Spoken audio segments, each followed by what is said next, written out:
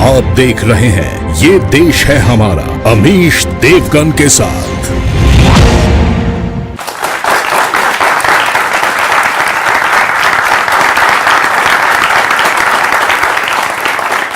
नमस्कार व्यूअर्स, मैं हूं अमीश देवगन। बहुत पुरानी कहावत है कि दूध का दूध और पानी का पानी हो जाए। ज्ञानवापी मस्जिद पे भी यही हो रहा है कि दूध का दूध और पानी का पानी करने की तैयारी शुरू हो गई है। लेकिन कुछ लोग सर्वे शुरू होते ही छाती पीटने लगे हैं। ओवैसी कह रहे हैं कि हम एक और मस्जिद अब खोना नहीं चाहते। अबू आजमी कह रहे हैं कि बीजेपी वालों के मुंह पे खून लग गया है। आखिर ओवैसी जैसे लोग क्या इशारा कर रहे हैं? क्या ओवैसी के हिसाब से वहां वाकई मंदिर ही है, इसीलिए उन्हें मस्जिद खोने का डर सताने लगा है? और अगर वाकई ऐसा है फिर तो बड़ा दिल दिखाते हुए भाईचारे के नाते खुद ही मंदिर सौंप देना चाहिए। अगर ऐसा है, आखिर एक सर्वे पर इतना हाहाकार, इतना हंगामा क्यों मच गया है? जज साहब ने भी यह बात बोली। अगर सच्चाई सामने आ गई तो कौन सा तूफान आ जाएगा? आज जनता के बीच इस सवाल पर सीधा संवाद बेहद आवश्यक है, क्योंकि ताजमहल और तेजो महल से लेकर मथुरा की ईदगाह और कुतुब मीनार या विष्णु स्तंभ, इन तमाम मुद्दों पर बड़ी बहस छिड़ गई है। तो दूसरी तरफ छोटे ओवैसी यानी अकबरुद्दीन ओवैसी औरंगजेब की कब्र पर फूल चढ़ा रहे हैं। आखिर औरंगजेब जैसे क्रूर शासक से इतना प्रेम क्यों है? आज इसी पर होगी सबसे बड़ी चर्चा। सच की आहट से किसे तिल मिलाहट? आज की चर्चा, आज का संवाद जनता जनार्दन के बीच से, देश के युवाओं के बीच से, इसी पर।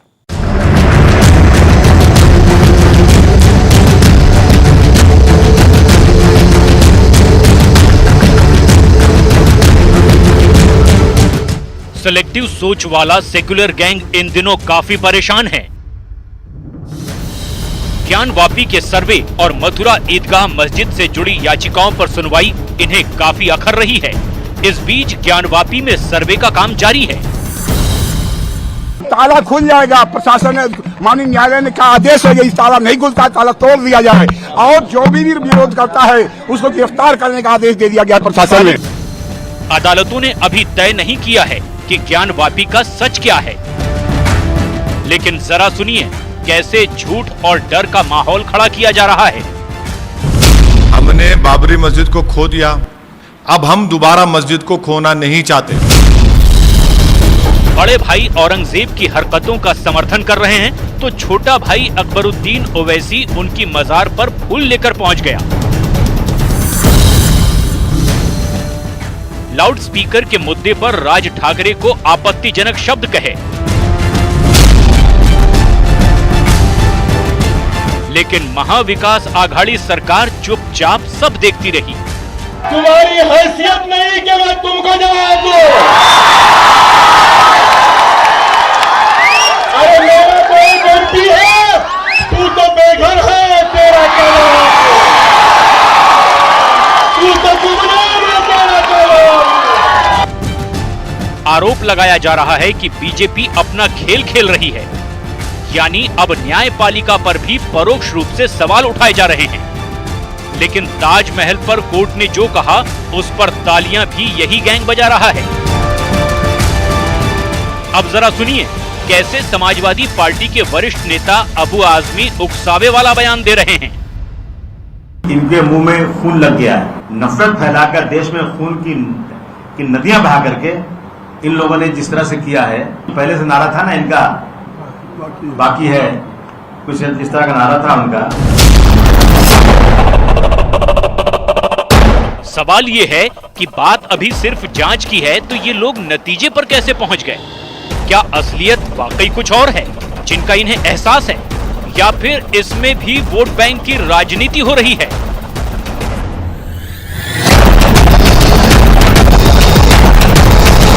आज इसी मुद्दे पर होगी सबसे बड़ी और सबसे सार्थक चर्चा।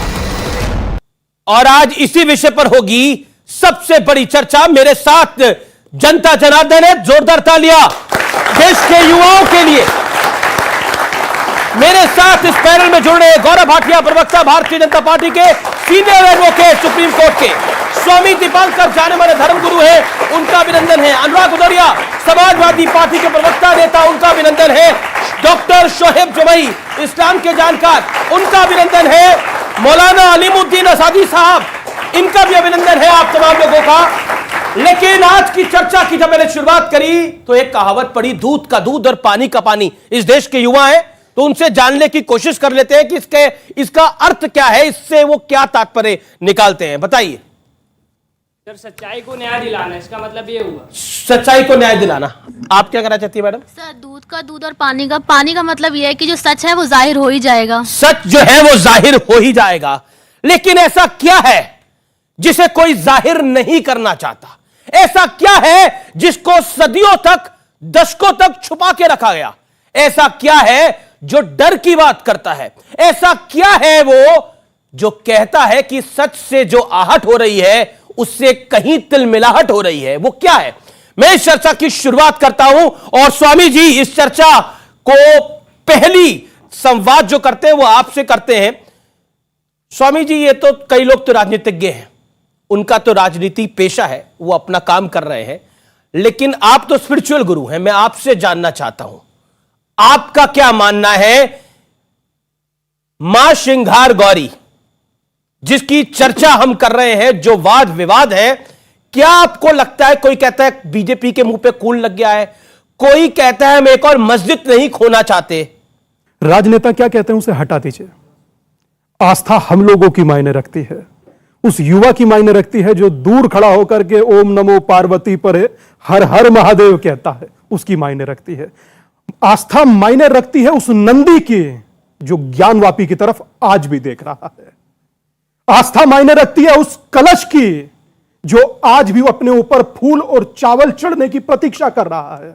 आस्था मायने रखती है हर उस मंडप की। और एक में तहखाना कहकर उसे संबोधित करते हैं, मैं यहां क्लैरिफाई करूं, वो तहखाना नहीं है, वो गर्भगृह है। और गर्भगृह को गर्भगृह ही कहा जाता है, तहखाना नहीं कहा जाता। तहखाना आपके लिए होगा क्योंकि आपके लिए हमारी आस्था नहीं है। और अगर जो आस्था होती तो 3 साल की प्रतीक्षा होती। आपने कहा कि दूध का दूध और पानी का पानी हो जाए, निसंदेह हो जाए। मैं इतना ही कहूंगा कि बदल चुकी अब कहानी है, अब दूध का दूध और पानी का पानी है। जी, मैं रुक करता हूं आपका अनुराग भदौरिया और आपसे 40 सेकंड में जाना चाहता हूं।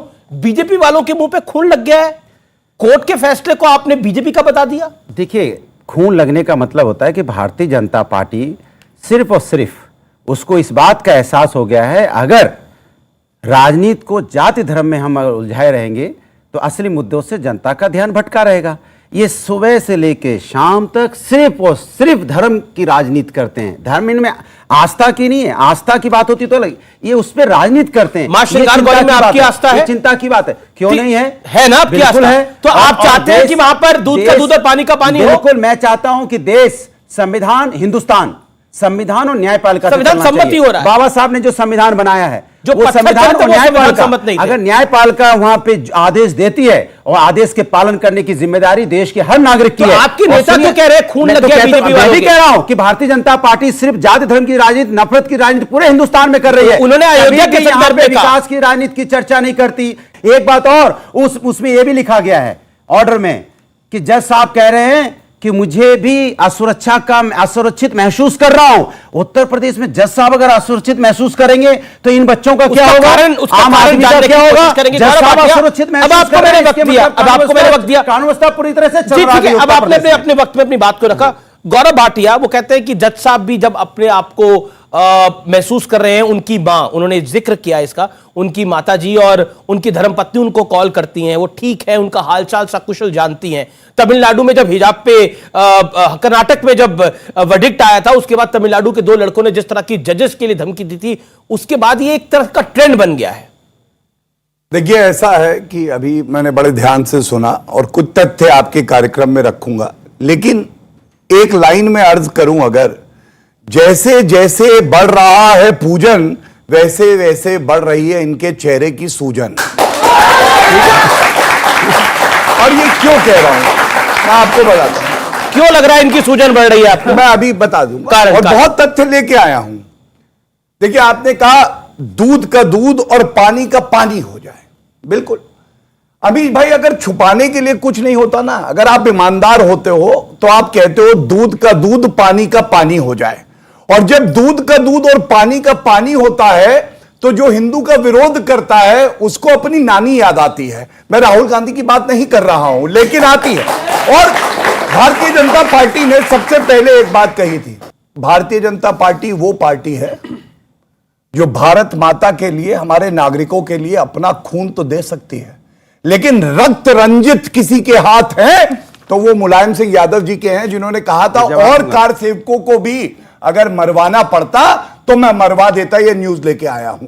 तो आज अबू आजमी से एक बात कहेंगे, अबू आजमी साहब, आपके वक्तव्य अगर निकाल दिए तो केवल नफरत और नफरत मिलेगी। आज अगर हिंदू अपनी अस्मिता के लिए न्यायालय का सहारा लेके कानून के द्वारा अपनी जो पावन स्थली है उनको स्थापित कर रहा है तो इनको दर्द क्यों? शोएब भाई चर्चा में आएंगे नहीं, उनकी बारी है, शोएब भाई की बारी है। शोएब भाई, आप तो पेशे से डॉक्टर हैं, अगर बॉडी में एक्सरे की जरूरत हो और एक्सरे कराना हो तो एक्सरे के पास जाने से पहले बोल देते कि नहीं नहीं एक्सरे मत कराइए, हमारी बीमारी का पता लग जाएगा। सर्वे होना है तो होने दीजिए, दिक्कत क्यों है, तिलमिलाहट क्यों है? तकलीफ होगी तो निकल आएगी सामने। देखिए अमीश जी, हम सब संविधान के मानने वाले लोग, आई एम श्योर सब लोग मानते हैं, उसकी इज्जत भी करते हैं। 1991 का जो स्पेशल प्रोटेक्शन एक्ट है, रिलीजियस वर्शिप एक्ट, वो संविधान का बेसिक स्ट्रक्चर है। सीए वगैरह ये बेसिक स्ट्रक्चर नहीं था, उसको हमने अमेंड किया।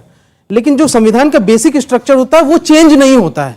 ये संविधान के प्रोटोकॉल में है, ये सब जानते हैं, आप भी जानते हैं, मैं भी जानता हूं।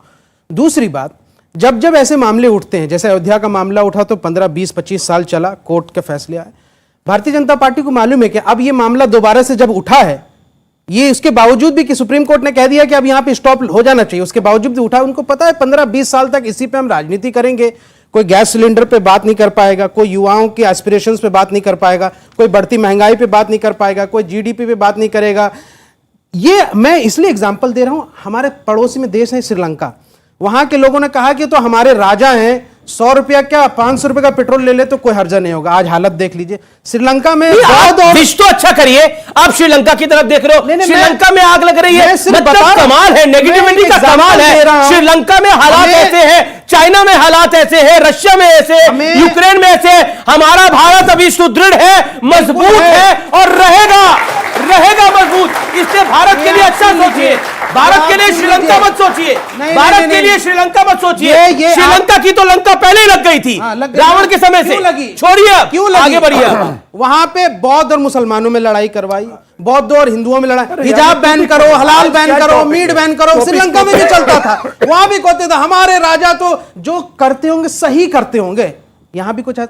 मैं कहता हूं हमें सबक लेने की जरूरत है। ये देश जो है युवाओं का है, बिल्कुल सबक लेने की जरूरत है, बहुत बड़ी सबक लेने की जरूरत है औरंगजेब से, उसकी सबक लेने की जरूरत है औरंगजेब से, जो सवामन जनेऊ जलाता था। सबक लेने की जरूरत है उससे। राजनीति का जो ध्रुव है, जो राजनीति का जो सेंटर पॉइंट है, देश की विकास पे होना चाहिए। और हम नहीं कहते हैं कि अच्छा, क्या आप मुझे बताइए आज की चर्चा में क्या आपको लगता है कि मां श्रृंगार गौरी जिसकी चर्चा हम कर रहे हैं, जिस तहखाने को जिसको गर्भगृह स्वामी जी ने बताया, अगर वो गर्भगृह खुल जाएगा तो इससे देश का विकास पीछे हो जाएगा? अयोध्या में रामलला का मंदिर बन रहा है तो देश का विकास पीछे हो गया है, आपको लगता है? आपको क्यों लगता है ऐसा कि नहीं होनी चाहिए वीडियोग्राफी? कारण बताइए, पॉइंट बताइए। ये छोड़िए ये सब चीजें जी। अमीश जी, ये व्हाट्सएप को बंद करिए थोड़ी देर के लिए। जी जी, अभी व्हाट्सएप नहीं दिखा रहा हूं मैं, हकीकत दिखाऊंगा।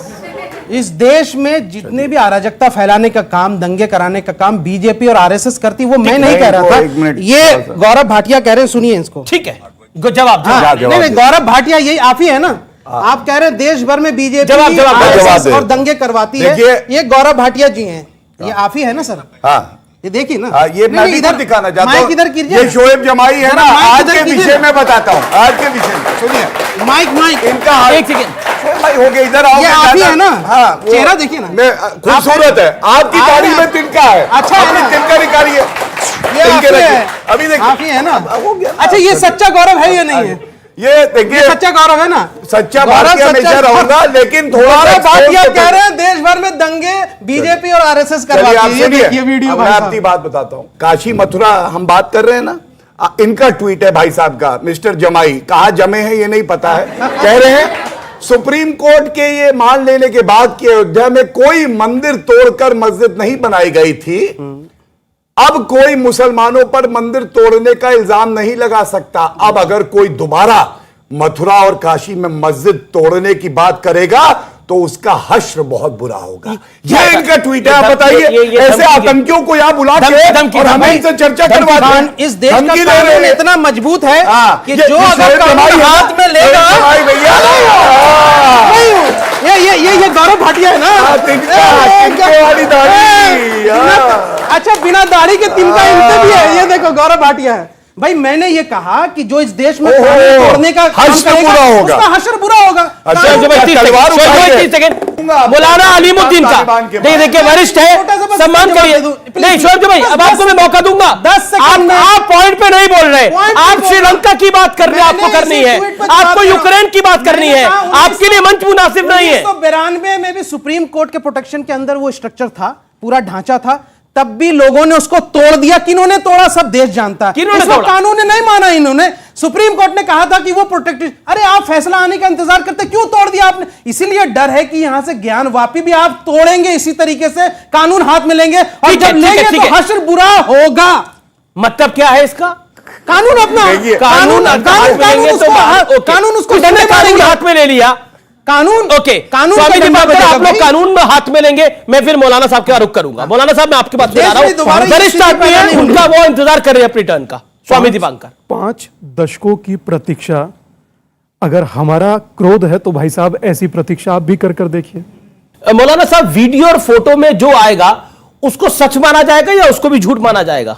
वीडियोग्राफी में जो निकल के आएगा, जो कोर्ट ऑर्डर है। मैं बता दूं अमित जी, बहस होनी चाहिए हमारी उस बात पर कि हमें क्या करना है, क्या निर्णय आना है, क्या हम उसका सम्मान करेंगे? काहे की तलवार लड़की है भैया? कौन सा फैसला आ गया? अभी इतना जोर का तमाचा पड़ा है आप पर, ताजमहल पर। आप ही तो कहते थे मेरी डिबेट में, मैं भी तो, आप भी थे ना, ताजू महल, तेजू महल, नाम बिगाड़ लेते ना ताजमहल का। गौरव भाटिया जी, एक मिनट सुन लीजिए आप। आप ही कह रहे थे ना अच्छे से क्या टिप्पणी करी कोर्ट ने? आप आदर सम्मान करते हैं कोर्ट का फैसला मानते हैं? उत्तर दे दो। हाँ चलिए बताइए। देखिए, पहले तो हमारे विचार अलग हो सकते हैं, लेकिन जो इन्होंने बात कही वो काबिले तारीफ है, बड़े सलीके से कही, और इस बात के लिए मैं आपकी तारीफ करता हूं। और आपने मुझसे पूछा कि ताजमहल का फैसला आया, आप मानते हैं? हाँ मानते हैं। नहीं, आपने मुझसे पूछा, ये आपको नहीं बताना, मुझे बताना है। जी। अमीर जी, यही फर्क है। देखिए, जब भव्य राम मंदिर का फैसला आया तो ये खड़े हैं, वैसी हैं। मुलायम सिंह यादव का भी वक्तव्य है कि मुस्लिम ठगा महसूस कर रहे हैं। फैसला नहीं माना, दर्द हुई इनको, लेकिन आज मैं ये कह सकता हूं कि हम फैसला मानते हैं, क्योंकि यहां पे रूल ऑफ लॉ है, न्यायालय ही बताएगा कि क्या होना है, और ऐसे ही लोकतंत्र चलता है। और ये क्या दिखाता है? ये एक विचारधाराओं की लड़ाई है, जिसमें एक तरफ औरंगजेब को अच्छा बताने वाले हैं और दूसरी तरफ अपना आदर्श चंद्रगुप्त मौर्य, गुरु गोविंद सिंह जी, गुरु तेग बहादुर जी, इनको मानने वाले हैं। जनता किसके साथ खड़ी है? फैसला आप मुसलमानों को नहीं मानते? एक बार मुसलमानों को नहीं मानते? क्या वो निवासी नहीं है हिंदुस्तानी? उत्तर दे दूं? हाँ दीजिए, उत्तर दीजिए, आप बताइए ना पहले। देखिए, जिन्होंने इतनी कुर्बानी दी, उन्होंने अब्दुल हमीद बनोगे तो आंखों पे रखेंगे चढ़ा के, और अगर बुरहान वानी के जनाजे पे जाओगे तो ठोक दिए जाओगे। बस यही इसे ठोक दिए जाएंगे। आतंकवादी की कोई जगह नहीं है इस देश में। आतंकवादी से मोहब्बत करने वालों की अधिकार नहीं है। मौलाना साहब, ये मेरा अधिकार है। आपका अधिकार नहीं है। मेरी आर्मी का अधिकार है। बुरहान वानी अनुराग भदौरिया भी काफी देर से बोलना चाह रहे हैं। अनुराग भदौरिया, देखिए विषय पर आप रहिए। देखिए विषय जो है वो ये है कि एक फैसला आता है, उस फैसले में वीडियोग्राफी के लिए बोला गया है। क्या आपको लगता है जो जुम्मे के दिन, यानी बीते शुक्रवार में जो वहां पे हंगामा हुआ था, वो गलत था और वीडियोग्राफी करने देनी चाहिए? और क्या आप मां श्रृंगार गौरी के मंदिर के साथ खड़े हैं? देखिए, अफसोस तब होता है जब ताजमहल को कलंक बताया जाता है। इस देश भारतीय जनता पार्टी ने भारतीय जनता पार्टी के नेताओं ने इसी ताजमहल को, जिसको पूरा विश्व हम जिस पे नाच करते हैं, भारतीय जनता पार्टी के नेताओं ने आप गूगल कर लें, क्या बात कर रहे हैं आप? भारतीय जनता पार्टी की सरकार के नेता मंत्री ने बोला है। अरे तो आप देख लीजिए ना, मैं आपसे गलत बोल रहा हूं, आप मुझे बोलिएगा कि मैं गलत बोल रहा हूं। मैं देख के बिल्कुल पब्लिक भी जाना चाहेगी अगर किसी ने गलत बोला तो नेम एंड शेम डिबेट भी कर चुके हैं, इसलिए कम से कम आप नेम शेम करिए ना। तो मैं कह रहा हूं आप बता दीजिए, अभी नहीं, मैं आपको बता दूंगा। देख के न्यायपालिका ने बोला कि वहां पे सर्वे होगा, तो सर्वे हो रहा है, और सर्वे नहीं होने कौन देगा? नहीं होने कौन देगा? तो भारतीय जनता पार्टी, भारतीय जनता पार्टी सरकार, भारतीय जनता ठीक है, गौरव भाटिया, पुलिस उनके पास है, प्रशासन उनके पास है। अगर जब सर्वे नहीं हो पाता है तो पूरी की पूरी जिम्मेदारी पब्लिक के पास भी जाऊंगा। गौरव भाटिया, लेकिन 30 सेकंड का जवाब मैं उत्तर देना चाहता हूं, लेकिन लाउडस्पीकर बंद नहीं हो रहा है। गौरव जी धन्यवाद। देखिए ऐसा है, मैं तो कहता हूं एक बार जोर से बोल दो, हर हर महादेव। अब सही बोलेंगे, अब बहुत बढ़िया। हाँ, अब बोलो। देखिए हरा कुर्ता वाला भी आज हर हर महादेव, यही तो बात है, भाजपा की जीत है, याद रखिएगा। यही तो हिंदुस्तानी खासियत है कि हमने बोला, और जो हल्ला मचा रहे थे आधे घंटे से उन्होंने बोला भी नहीं हर हर महादेव। क्या बात है, बोले भी हम। लाउडस्पीकर बैन है, सजा हो जाती है, 3 महीने अंदर रह सकते हैं। मैं तो देखिए फ्री में एडवाइस दे रहा हूं। नहीं है, सुनिए, जनता के हक की आवाज है जो कोई नहीं बंद कर सकता। देखिए ये डिबेट जो है खुद ही एक्सपोज हुए हो रहे हैं। कैसे? मुलायम सिंह जी से बड़े नेता ये नहीं है। मुलायम सिंह जी ने कहा तो प्रमाण लेके आ, तो याद नहीं करना पड़ता, गजनी बन गए, याददाश्त चली गई, 10 मिनट बाद आऊंगा। नहीं, मैं बता रहा हूं। अरे एक मिनट, उन्होंने कहा तो औरंगजेब बड़ा दूरदर्शी है, लेकिन चोट कैसे लगी औरंगजेब को दूरदर्शी बताने में? औरंगजेब ए, अखिलेश ए। औरंगजेब को विरासत में गद्दी मिली, अखिलेश को मिली। इनकी सारी डिबेट अखिलेश यादव के बहाने निकल रही है। गलत हो रहा है। देश की जनता यहां पूछना चाहती है कि आपने देश के लिए क्या किया? आप बार बार केजरीवाल, ममता जी, अखिलेश यादव, केजरीवाल, ममता जी, अखिलेश यादव, केजरीवाल। अरे भाई, ममता जी, अखिलेश यादव, केजरीवाल के लिए डिबेट बुलाई है कि आपने जनता के लिए बुलाई है कि जनता को बताइए कि आप क्या करना चाहते हैं उत्तर प्रदेश के अंदर में? वहां जज असुरक्षित क्यों महसूस हो रहा है? ठीक है, जवाब दे रहे हैं, सारी बातों का जवाब। के साथ अन्याय हो रहा है, क्यों वहां पे पुलिस पीट के मार डालती है, उसके बारे में आपसे सवाल पूछा जा रहा है। क्यों नींबू यहाँ पे 300 रुपए किलो हो गया? क्यों दाल 200 रुपए किलो हो गई? क्यों डीजल 120 रुपए लीटर पेट्रोल यहाँ बिक रहा है? उस पर चर्चा क्यों नहीं करना चाहते? ठीक है, जवाब अखिलेश यादव, गौरव भाटिया। अरे भाई, एस इतना प्यार है तो ए में ही आ जाओ भैया, काहे को इधर परेशान हो? ठीक है, अब आपने एक साथ में ब्रेथलेस बोला है, अब उनको भी मौका दीजिए। मुझे प्लीज थोड़ा, ये सभा में आएंगे। देखिए ऐसा है कि इन्होंने नींबू की बात कर दी। बबुआ का तोता है, ये देखो, नींबू रख के जेब में सोता है। और ये सुनिए लेके ही आए तो ये देखो, रख के लाए थे डिबेट में आप ही की, तभी मैंने कहा। सुनिए, अब मेरी बात पूरी। एक काम करिए, आप नींबू और हरी मिर्ची भैया अपने दफ्तर में भी बांट लीजिए। ये 25 रुपए का, 25 रुपए का बड़ी मुश्किल से लिया जाता है। ठीक है, तो जेब में लेके, अरे भैया जरूरत पड़ जाए शिकंजी नींबू जेब में लेके शिकंजी मिलेगी नहीं भैया, नींबू जेब में लेके बबुआ का तोता है, भैया जेब में नींबू रख के अच्छा, आप लोग भी नींबू जेब में रख के चलते हो भाई? कोई है क्या? मैं तो ऐसा पहला आदमी देखा होगा मुझे लगता है। मैं तो लेके चलता हूं। एक बहुत महत्वपूर्ण बात कर रहा हूं, थोड़ी संजीदगी दिखानी पड़ेगी। मैंने कहा औरंगजेब से करोगे प्यार तो क्या हाल होगा, ये बताने जा रहा था। अखिलेश ए, औरंगजेब ए। अखिलेश जी को गद्दी विरासत में मिली, औरंगजेब को भी मिली। औरंगजेब ने भी नष्ट कर दिया अपना सब कुछ, अखिलेश जी ने भी कर दिया। पिता को जेल में डाला औरंगजेब ने, अखिलेश ने गद्दी छीन ली। और इसीलिए कहते हैं विरासत में गद्दी तो मिल सकती है, बुद्धि नहीं मिल सकती। देखिए, इस देश में मुगलों की, औरंगजेब की जितनी गाथा और जितनी तारीफ लिखी है, वो सब ऊंची जाति के ब्राह्मण हिस्टोरियन ने लिखी, किसी मुसलमान इतिहासकार ने नहीं लिखी, या फिर अंग्रेजों ने लिखी। आप औरंगजेब को फॉलो करते हैं? और औरंगजेब हो चाहे बाबर हो, औरंगजेब हो, डू यू फॉलो औरंगजेब? क्योंकि अभी स्वामी जी ने कहा कि हमको स्तर रखना चाहिए क्योंकि सब लोग सुनते हैं, तो मैं बता दूं, औरंगजेब हो चाहे बाबर हो, मुगल, उनके सबसे जो करीबी क्लोज लोग थे वो राजपूत फैमिली थी, ब्राह्मण थे जो उनके एडवाइजर्स थे। डोंट देखिए इस डिबेट में मत जाइए। हमने you will hurt someone feelings.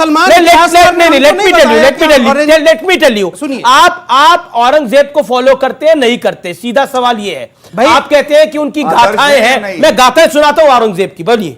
Raghavendra Shukla ही इतिहासकार हैं, शुक्ला जी हैं। उन्होंने बताया कि औरंगजेब ने 1959 में ये एक फरमान जारी किया था कि बनारस के सभी मंदिरों की हिफाजत की जाए।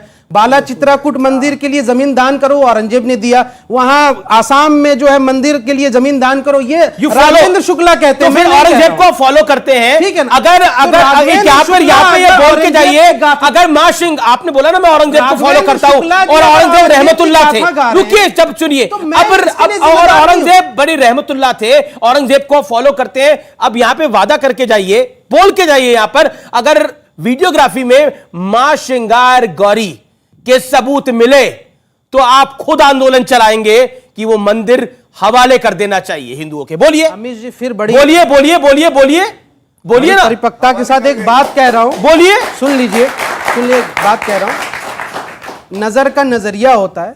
नजरिया यह है कि ये समझना चाहिए कि इस देश में जब पहली बार लाल किले में झंडा फहराया तो शहनाई बजाने वाले उस्ताद बिस्मिल्लाह खान थे। जब पहली बार इस देश ने पाकिस्तान से जंग लड़ी तो उसके पहले ब्रिगेडियर हामिद थे। जब पोखरण में पहली बार न्यूक्लियर टेस्ट हुआ तो सिर्फ 2 ही लोगों को पता था, एक प्रधानमंत्री जी को अटल बिहारी वाजपेयी और दूसरे एपीजे अब्दुल कलाम और तीसरे जॉर्ज फर्नांडिस को। तो इस देश में मुसलमान हमेशा से पहली सफ में रहा है और उस पोजीशन पे रहा है जहां से उन्होंने इस देश को यहां से एक बहुत बड़ी जीत दिलाई। तो हमें हक मांगने की जरूरत नहीं है, हमारा नजरिया तो ये है। नहीं, मैंने जो सवाल पूछा उसका जवाब दीजिए ना। जो उस नजरिए पर है कि जो इतिहास कुरेदना चाहते हैं, तो इतिहास अब मैं इतिहास को अब इतिहास कुरेदने का वक्त आ गया है। आपने बोला कि औरंगजेब की गाथाएं, औरंगजेब की गाथा नंबर 1 सुनिए, गुरु तेग बहादुर का हत्यारा था औरंगजेब। गाथा नंबर 2, हर रोज 1.25 मन जनेऊ जलाता था। 1.25 मन जनेऊ जलाता था तो कितनों के उतारता होगा, सोचिए, उसका वजन 1.25 मन होता था। गद्दी के लिए अपने पिता शाहजहां को इसने कैद किया था, बड़े भाइयों की हत्या कराई, 1679 में जजिया लिया, उसके बाद जिसे सिर्फ हिंदुओं को देना होता था, जिसे ये रहमतुल्लाह मानते हैं। अगर ये औरंगजेब को फॉलो करेंगे तो सोचिए कहां जाएगा हिंदुस्तान। ये पॉइंट है। अब मैं जानना चाहता हूं, अब सवाल आप लोगों के, अगर औरंगजेब अच्छे थे, उन्होंने नहीं तुड़वाया, तो सर्वे आने का, रिपोर्ट आने का वेट क्यों नहीं कर रहे? क्यों आप लोग अभी से इस डिबेट को और भड़का रहे हैं? क्योंकि 1991 का प्रोटेक्शन एक्ट हमारे संविधान का बेसिक स्ट्रक्चर है और सुप्रीम कोर्ट ने अयोध्या मामले में खुद कहा था कि अब ये स्टॉप हो गया है, अब इसके बाद कुछ नहीं। लेकिन पेंडोरा बॉक्स इनका खुलता है जा रहा है और ये जो है इस देश के युवाओं को, अरे स्वामी जी वो कहते हैं प्रोटेक्शन एक्ट है, 1991 का प्रोटेक्शन एक्ट है जो इनको प्रिविलेज देता है, लेकिन वो कहता है बदलाव नहीं होगा, लेकिन सर्वे की इजाजत वो भी देता है। कल एक कविता पढ़ रहा था, बड़ी शानदार थी, मगर थी वो महादेव पर, कि जो दिख रहा है सामने वो दृश्य मात्र है, लिखी रखी है पटकथा मनुष्य पात्र है। आप बजाइए ढोल नगाड़े, कोई फर्क नहीं पड़ने वाला दादा, जो हुई है सोई, जो राम रची रखा। दलित पुजारी बन सकता है कि नहीं? बहुत दलित पुजारी बन सकता है। कह रहा हूं 10 आपने दलित को पुजारी नहीं बनने दिया। क्या दलित हिंदू नहीं है इस देश का? दलित इस देश का हिंदू नहीं है। आपने हजारों साल उसको पूजा मंदिर से दूर रखा, आपने गांव के बाहर उसे रखा, उसे मंदिर के बगल से नहीं गुजरने दिया, उसका छोरा पानी नहीं पिया, उसको आपने दरवाजे से नहीं निकालने दिया। क्या वो देश का नागरिक नहीं था? कमाल की बात करते हैं आप लोग भी, मैंने वो दलित है इसलिए। जवाब स्वामी जी बात करने, 1 सेकंड बोलने तो ये सुनते ही उखड़ जाएंगे, इन्हें लगेगा मैं बोला। आपने बोलिए दलित बन सकता है कि नहीं? सुनिए महामंडलेश्वर बने हैं कुंभ में दलित, तुम्हें पता क्या यार? बताइए तो बन सकता, बोलिए ना। बने हुए हैं ऑफिशियल, बोलिए जितने बने हुए हैं वो कह रहे हैं बने हुए हैं, लेकिन कितने मंदिरों में दलित पुजारी हैं जरा आप लोग बता दीजिए। बैठे आपने कोई देखा आज तक? बताइए। इसीलिए इसके कहना आप बनवाइए, राम मंदिर में दलित पुजारी बनवा दिए। चलिए अयोध्या में मंदिर बन रहा है, अयोध्या में मंदिर बन रहा है, उनको मौका देंगे ना। स्वामी दीपांकर कह रहा हूं, मेरे सामने जो मंदिर है उसमें 10 पुजारी हैं। अरे अयोध्या में बनवा दीजिए प्रभु, आकर बनवा दीजिए प्रभु। मैं ये कह रहा हूं कि मेरे आश्रम के सामने आश्रम और उसमें मंदिर में ऑलरेडी है भाई जी। सुनते हो नहीं यार? ठीक है, एक सेकंड, क्योंकि यहां पर बहुत चर्चा हुई और काफी लोगों ने ताली भी बजाई कि दलित पुजारी होना चाहिए। गोस्वामी तुलसीदास जिन्होंने रामायण लिखी, वो कौन थे? अनुराग भदौरिया, इसका जवाब सुन लो, क्योंकि आपने बोला इसका जवाब खोज लेना और उसके बाद बोलना कि तुमने क्या बोला था, आपने क्या बोला था। पब्लिक का देता हूं, आप क्या कहना चाहते हैं सर? मैं एक गौरव, मैं जवाब दूंगा इसका। जवाब अनुराग जी, आपसे क्वेश्चन है यही है, जैसे आपने कहा मंदिर में मना नहीं है पर मंदिर योग्य होना चाहिए, उसके लिए गुरुकुल व्यवस्था की गई है, जैसे हमने आचार्य किया है गुरुकुल से बनारस से, तो सर्वप्रथम गुरुकुल में भेजिए, वहां पर वेदाध्ययन जब पूजा पाठ बनारस से एक सवाल में आपसे खड़े हुई है, एक सवाल में पूछना चाहता हूं, छोड़िए, देखिए ये जो डिबेट को डिरेल करने की कोशिश होती है उसमें एक ही बार जवाब देना चाहिए। मेरा पॉइंट गलत है वो पॉइंट, दलित की बात करते हैं, गलत है वो पॉइंट, दलित की बात करते हैं। मैं आपसे एक सवाल पूछना चाहता हूं जो बहुत महत्वपूर्ण है। आप ज्ञानवापी के आसपास गए हैं? जी बिल्कुल। आपने क्या देखा है उधर, मैं जानना चाहता हूं। देखिए, सर्वप्रथम जो ज्ञानवापी पीठ है वहां एक नंदी का मुख शिव की तरफ है, क्योंकि आप किसी भी मंदिर में हमारे यहाँ धर्मस्थल पर जाकर के देख लीजिए, नंदी का मुख शिव के महादेव की तरफ होता है, ये एक प्रथम साक्ष्य है। और प्रतीकात्मक रूप में आप देखेंगे वहां पर किसी भी मस्जिद में इस प्रकार की आकृति नहीं होती जो वहां पर उपस्थित है, ये एक प्रमाण है। सत्य देखिए छुपाया नहीं जा सकता, सत्य का जो सूर्य है वो उदय होता ही होता है, पर किसी के दिल में चोर छुपा है जो भी समय के बाद खत्म हो जाएगा। अब ऑडियंस का सवाल लेने दीजिए। मुझे बस एक चीज जाननी है, अभी आप दलितों की बात कर रहे हैं, पहली चीज आपकी नजर हमेशा मनुस्मृति पे पड़ती है, मतलब नेगेटिविटी पे, कभी आपने ये नहीं देखा कि हिंदू धर्म में कहा गया वसुदेव कुटुंबकम, मतलब जानते हैं इसका, जो नहीं मानते आप जानते हैं इसका मतलब, पहली चीज अपनी बात को रख रहे हो बीजेपी से, ओके, वसुदेव कुटुंबकम हिंदू धर्म में कहा गया, सभी हमारे भाई हैं। और मेरा सवाल आपसे ये है बस कि मतलब आप लोग हमेशा रोड़े अटकाने वाले काम क्यों करते हैं? नॉर्मली एक बारी कैमरा ऑन हो जाएगा, आप कैमरे पे बोल रहे हैं लेकिन कैमरे से फिर भी डर लग रहा है, यहाँ पे कैमरे में चीख रहे हैं, क्या मतलब है? ये सेक्युलरिज्म होता है क्या? जवाब देंगे, जवाब नहीं, कैमरा पे बोल रहे हो लेकिन कैमरा जाने से डर रहे हो। मैं तो पुजारी कैमरे, अरे भाई साहब बस करिए। अनुराग जी निवेदन है मेरा, शोएब भाई आप कैमरे पे बोल रहे हैं, कैमरे से डर रहे हैं, कैमरे के बाहर भी बोल रहे हैं। पहले भाई ने एक सवाल पूछा था मनुस्मृति पे, भाई 1927 में महत संवाद के दौरान बाबा साहब अंबेडकर ने मनुस्मृति को जलाया था, ये पूछ लीजिएगा क्यों, पेरियार ने भी जलाया था, तो इसलिए मनुस्मृति के बारे में दलितों से आप पूछिए कि क्या उनकी व्यवस्था है। दूसरी बात, आप कैमरे की बात कर रहे हैं, मैं कह रहा हूं कि इसी देश में कैमरे के सामने ही पूरे देश ने देखा था जब अयोध्या का फैसला आया, सुप्रीम कोर्ट ने साफ तौर पर कहा कि 1991 का एक्ट अब अपहोल्ड रहेगा, इस अयोध्या के बाद चैप्टर क्लोज। दूसरी चीजें, आप किसी का आप स्ट्रक्चर या किसी की वस्तु स्थिति नहीं बदल सकते। तो सवाल यह है कि आप उस सुप्रीम कोर्ट के फैसले ने वो दिया ही वो आखिरी अंतिम फैसला था, नहीं ऐसा आप नहीं है। मानिए। Okay, Gaurav Bhatia supreme court को नहीं मानते, गौरव भाटिया सुप्रीम कोर्ट के एडवोकेट है, सुप्रीम कोर्ट के एडवोकेट है भाई, इनफेलेबल तो एक सवाल पहले इनसे सुप्रीम कोर्ट से ऊपर ठीक नहीं है, लोअर कोर्ट या सिविल कोर्ट। पॉइंट है, इधर देखिए, अब ये बताइए सुप्रीम कोर्ट को मानना चाहिए? माशाल्लाह माशाल्लाह आपका भी है, सिर्फ थोड़े तिनके हटा लीजिए, दाढ़ी में फंसे हुए हैं, लेकिन हाँ सुनिए, सुप्रीम कोर्ट को पार्टी का जो नूर चमक रहा है आपके अंदर, माशाल्लाह, समाजवाद का नूर जो हमारे संविधान का हिस्सा है, थोड़ी सी गलती करें, माशाल्लाह गौरव भी यहाँ तक मौलाना साहब आपकी जरूरत अभी नहीं यहाँ तक आए, अच्छा है, मैं पहले इसको संभाल लूं फिर आप तक भी आए। एक करके गौरव भाटिया आप अपनी बात करें, इनसे बड़ा प्यार है, मुझे भी आपसे बहुत प्यार है, समाजवादी हो गए तो बहुत अच्छा। ये बताइए संविधान और सर्वोच्च न्यायालय के फैसले को मानना चाहिए या नहीं, पहले ये बताइए। भाई देखिए, संविधान और सर्वोच्च न्यायालय जो है इसी पर तो देश टिका। अच्छा टिका है, चलिए अब बस ठीक है। देखिए सर्वोच्च न्यायालय का जब अयोध्या का फैसला आया, इन्हीं का ट्वीट इन्हीं को एक्सपोज करता हूं, पढ़ रहा हूं, ये दास्तां मैं तुम्हें छोड़ जाता हूं ताकि तुम आने वाली नस्लों को बताओ कि कैसे एक मुल्क ने, इनके मुल्क ने नहीं, एक मुल्क के अंदर नाइंसाफी कायम की गई, और वे इस किताब में दर्ज रहेगी कि कैसे मुल्क का सुप्रीम कोर्ट इंसाफ का गला घोट रहा था और हम कुछ नहीं कर सकते थे। देख रहे हैं शोएब जो ये आप ही ने लिखा था, ये आप ही ने लिखा था, जवाब दीजिए। ये ऑडियंस भी सवाल पूछ रही है, देखा सवाल आप जानना चाहते हैं, इसका जवाब ये किसने लिखा था? जानना चाहते हैं कितने लोग हाथ खड़ा करें? सब लोग जानना चाहते हैं, आपने लिखा था? अमीश जी, हमने एक किताब लिखी। नहीं, ये आपने लिखा था कि नहीं लिखा था? मैंने लिखा, और वो जो किताब आपने लिखा, एक सेकेंड, आपने लिखा, ये कौन से मुल्क की बात कर रहे थे आप? ये आपने लिखा था और कौन से मुल्क की बात कर रहे थे आप? देखिए, हमने इस किताब में ये लिखा कि सुप्रीम कोर्ट ने ये कहा अपने जजमेंट में कि भाई मंदिर तोड़ करके मस्जिद बनाया गया, ऐसा कोई साक्ष्य नहीं था। सुप्रीम कोर्ट 1949 में मूर्ति प्रकट नहीं हुई थी, बल्कि अभी तक तो देश सुप्रीम कोर्ट में टिका हुआ था। अब क्या हुआ?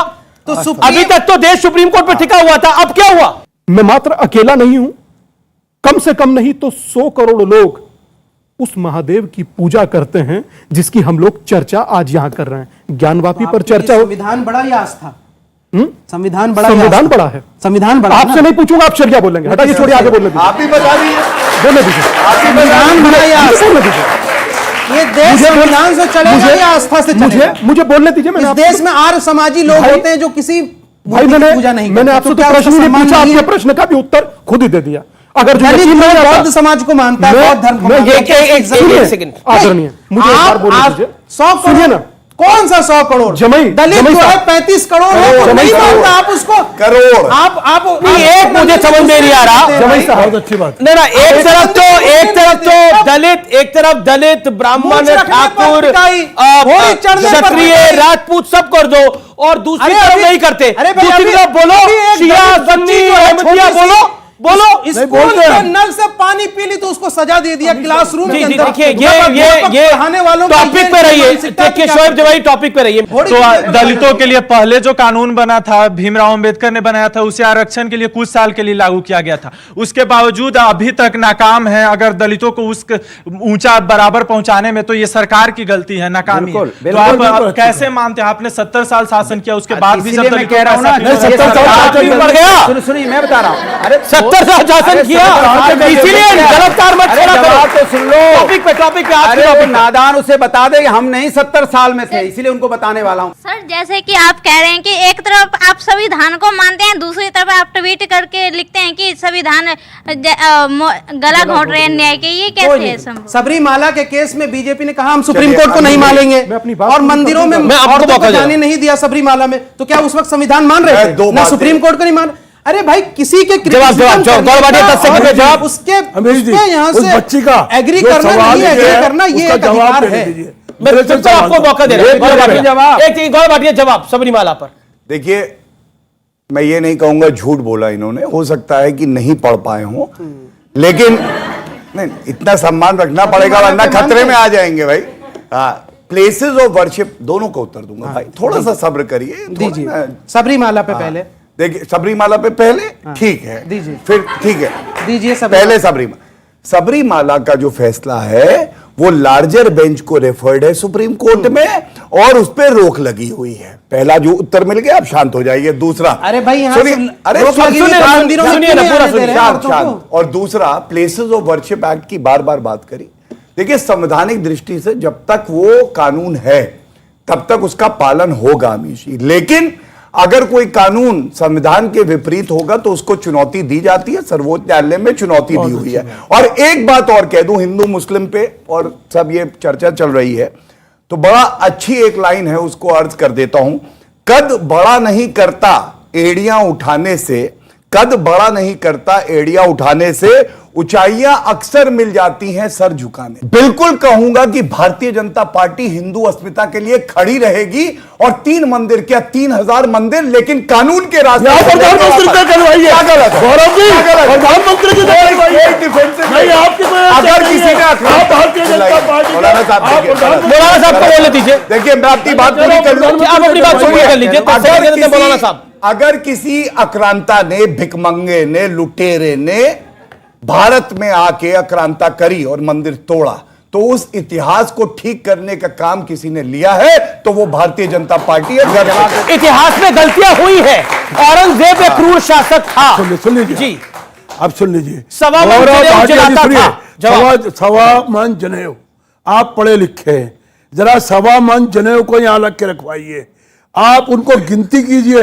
ब्राह्मण तो कह रहा हूं, मैं बता रहा हूं आपको, ब्राह्मणों को गले में डालिए। ब्राह्मण डालता है ना, और तो कोई नहीं डालता ना, ब्राह्मण डालता है। यहां बैठे हुए स्वामी जी, ब्राह्मणों के गले में डलवाइए सवा मन जेव, और फिर सुनिए सवा मन जनेऊ, जितनी उस वक्त पॉपुलेशन थी ना वो भी कम पड़ जाएगी। सवा मन जनेऊ को संस्कार हिंदू धर्म में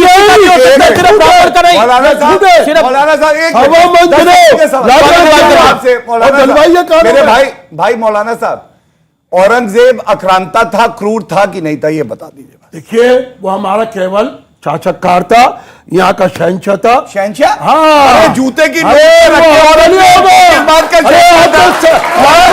जूते की नोक, अरे करोड़ों लोगों ने जूते की नोक गोडसे आतंकवादी था कि नहीं? आपका पूर्व गोडसे आतंकवादी था? आपका नहीं, गोडसे आतंकवादी था। गोडसे आतंकवादी था या नहीं? इसको छोड़ दीजिए। आप कब से बोले थे? आप पहले अजय, मैं सुनिए, एक मिनट, अगर मैं बोलूंगा आप कान पकड़ के सॉरी बोलेंगे। बोलिए, बोलिए। नहीं, मैं पूछ रहा हूं क्यों नहीं? हम भी गोडसे मुर्दाबाद बोलेंगे, आप भी बोलिए गोडसे अब सुनिए, बोलिए गोडसे मुर्दाबाद। गोडसे मुर्दाबाद। चुप, लाउड स्पीकर बंद। नहीं, गोडसे मुर्दाबाद। गोडसे हत्यारा था, गोडसे मुर्दाबाद। कान पकड़िए, चलिए उत्तर प्रदेश मारिए। आगे